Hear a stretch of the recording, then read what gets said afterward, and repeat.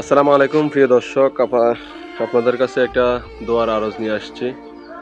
দল মত নির্বিশেষে সবাই আমার বড় ভাই হাদি ভাইয়ের জন্য, ওসমান হাদি ভাইয়ের জন্য সবাই দোয়া করবেন। উনি যেন আবার সুস্থতার সহিত, আল্লাহর রহমতের সুস্থতার সহিত আমাদের মাঝে ফিরে আসেন এবং ন্যায় ন্যায় ফরানোর কথা বলেন। তো দলমত নির্বিশেষে সবাই আমরা অবশ্যই ওনার জন্য দোয়া করব। উনি যেন আমাদের মাঝে আবার সুস্থতার সহিত ফিরে আসেন।